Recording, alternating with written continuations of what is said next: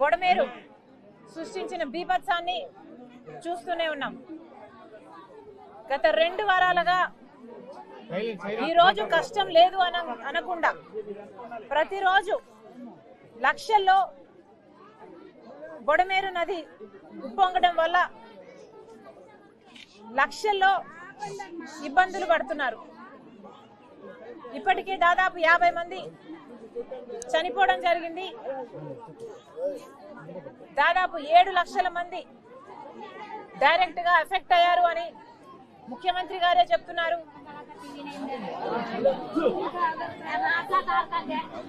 ఇంటి నష్టం అయితేనేమి, ఆస్తి నష్టం అయితేనేమి, ప్రాణ నష్టం అయితేనేమి, పంట నష్టం అయితేనేమి, ఇలా ఒక రకంగా కాదు ఎన్నో రకాలుగా ప్రజలు ఈరోజు దెబ్బతిన్నారు.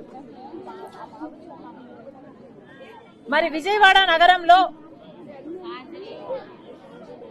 మన రాష్ట్రానికి విజయవాడ నగరం రాజధాని, పక్కనే ఉంది అమరావతి. మరి అలాంటప్పుడు ప్రధాన నగరమైన విజయవాడకు, ఆంధ్ర రాష్ట్రానికి చెందిన ప్రధాన నగరమైన విజయవాడకు ఇంత నష్టం జరిగితే మరి పాలకులు ఏం చేస్తున్నారు? చంద్రబాబు గారు ఇప్పటికే 6,800 కోట్ల రూపాయల వరకు నష్టం జరిగింది అని ఇనిషియల్ గా ఒక ఫిగర్ కి అరైవ్ కావడం జరిగింది. పోనీ ఆయన చెప్పిన మేరకైనా కేంద్ర ప్రభుత్వం మనకు సాయం చేస్తుందా అంటే వాళ్ళ టీంలు వస్తున్నారు, అంచనాలు వేసుకుంటున్నారు, వెళ్ళిపోతున్నారు తప్పితే ₹1 అంటే ₹1 కూడా ఇంతవరకు సాయం చేసింది లేదు. ఎందుకు ఇంత చిన్న చూపు అని అడుగుతున్నాం. పక్కన బీహార్ కు 10,000 కోట్ల రూపాయలు ఇచ్చారు. మరి ఆంధ్ర రాష్ట్రానికి ఎందుకు ఇవ్వటం లేదు? ఆంధ్ర రాష్ట్రం ఈరోజు బీజేపీ పార్టీకి ఎంపీలను ఇస్తే కదా ఈరోజు బీజేపీ పార్టీ అధికారంలో ఉంది. మరి అలాంటప్పుడు ఆంధ్ర రాష్ట్రం పట్ల మీకు ఎందుకింత సవతి తల్లి ప్రేమ, ఎందుకింత చిన్న చూపు? ఇది ఆంధ్ర రాష్ట్రాన్ని అవమానించడం కాకపోతే ఏమిటి అని అడుగుతున్నాం. మోడీ గారు ఎక్కడెక్కడో తిరుగుతున్నారు, మన రాష్ట్రానికి ఎందుకు రావటం లేదు? ఆంధ్ర రాష్ట్రంలో ఎందుకు అడుగు పెట్టడం లేదు? మీరు ఇదివరకు ఇచ్చిన హామీలన్నీ తుంగలో తొక్కారు కాబట్టి ఇప్పుడు వచ్చి హామీలు ఇచ్చినా కూడా వాటికి విలువ ఉండదు కాబట్టి మోడీ గారు మన రాష్ట్రానికి రావటం లేదా? 10 సంవత్సరాల ప్రత్యేక హోదా దగ్గర నుంచి 2 కోట్ల ఉద్యోగాల సంవత్సరానికి వరకు ప్రతిదీ అన్నిట్లోనూ మోసం చేశాడు మోడీ గారు.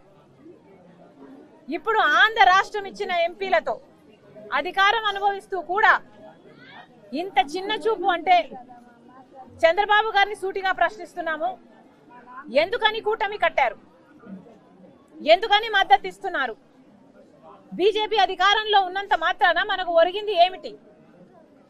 చంద్రబాబు గారు సమాధానం చెప్పాలి. కేంద్ర ప్రభుత్వం అధికారంలో ఉన్నది మన వల్ల అయితే మరి మనకి ఏం చేస్తుంది? బీజేపీ పార్టీ సమాధానం చెప్పాలి, చంద్రబాబు గారు సమాధానం చెప్పాలి. ఇది వరకు కూడా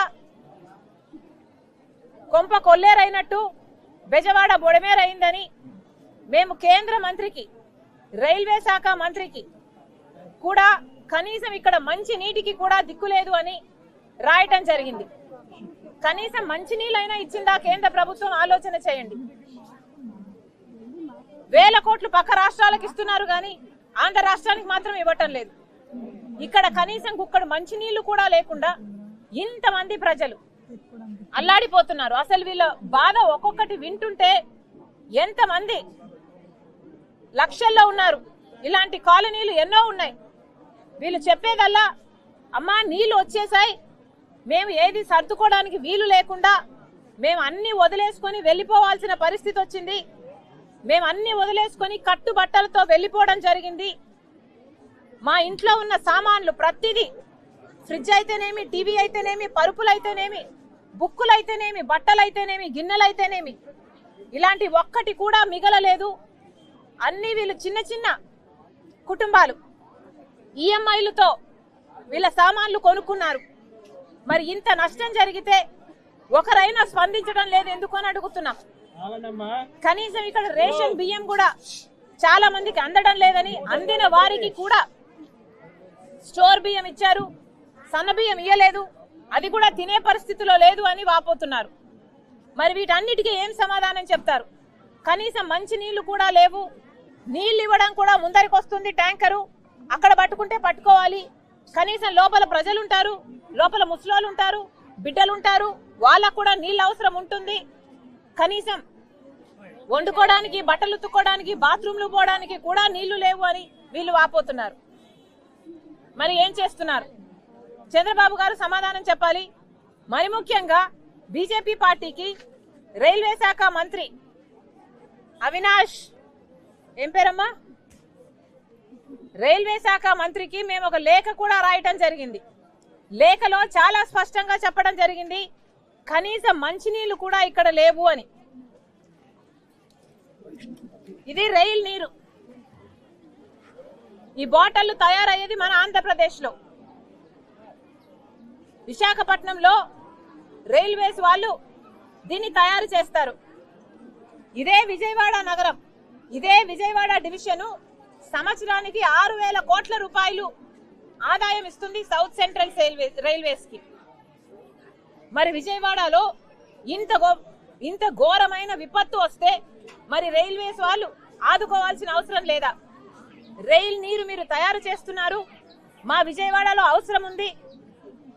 విజయవాడ డివిజన్ 6,000 కోట్ల రూపాయలు సంవత్సరము మీకు ఆదాయం ఇస్తుంది, దయచేసి నీళ్లు పంపించండి అని మేము లేఖ రాయడం జరిగింది.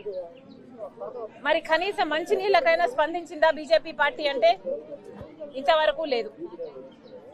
కనీసం మంచి నీళ్లు కూడా ఇచ్చే పరిస్థితిలో బీజేపీ పార్టీ లేదు అంటే వాళ్ళ హృదయం ఎంత కఠినం అయిపోయాయో ఆలోచన చేయాలి రాష్ట్ర ప్రజలు.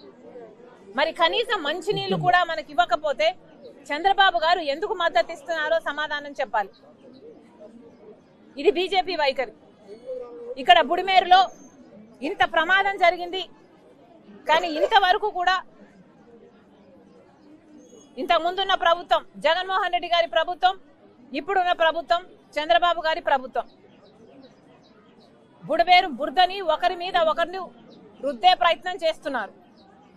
నిజానికి కారకులకి ఎవరు అని ఆలోచన చేస్తే, ఒకసారి వెనక్కి వెళ్తే, రాజశేఖర్ రెడ్డి గారు ముఖ్యమంత్రిగా ఉన్నప్పుడు ఇలాగే బుడమేరు మళ్ళీ ఓవర్ఫ్లో కాకూడదు అన్న ఉద్దేశంతో ఆపరేషన్ కొల్లూరు చేపట్టారు.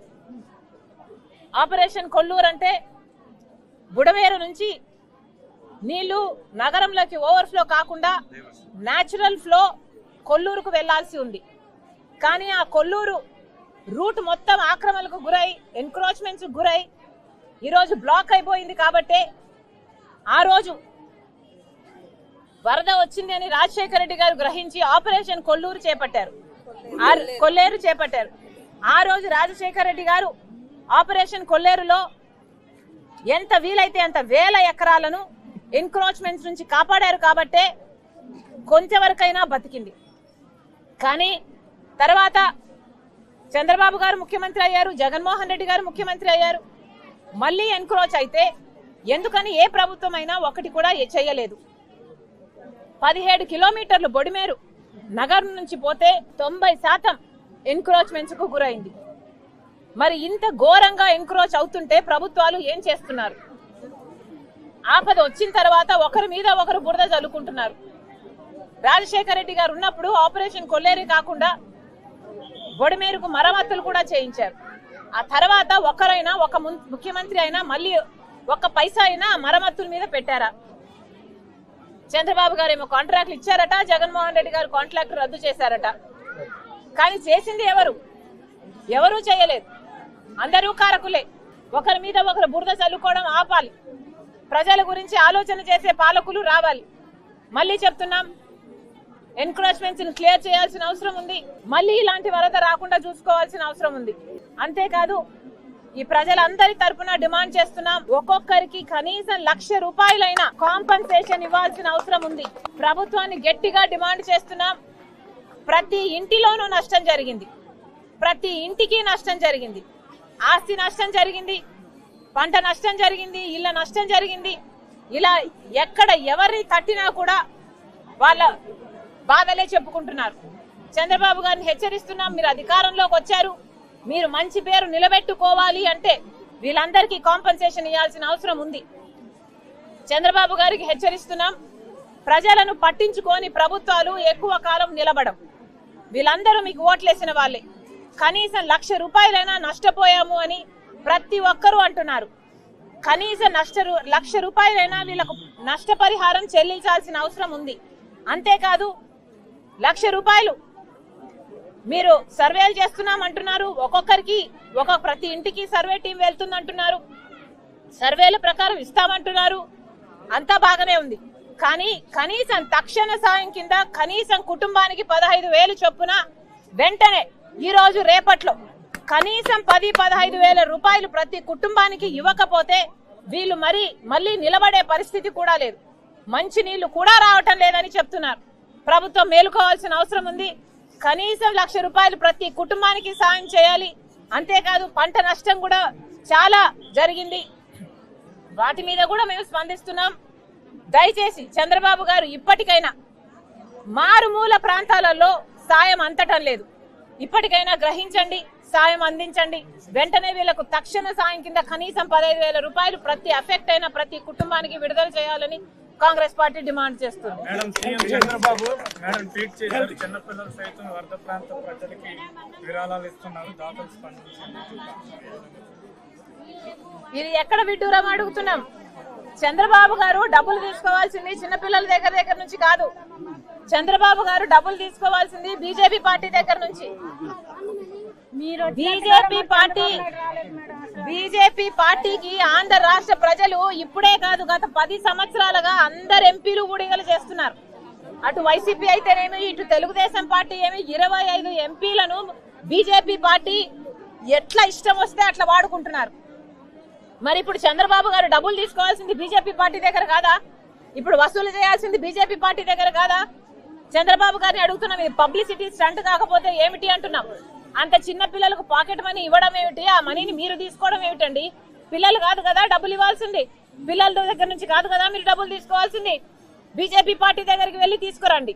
10,000 కోట్ల సాయం వెంటనే తీసుకురావాలని చంద్రబాబు గారిని డిమాండ్ చేస్తున్నాం.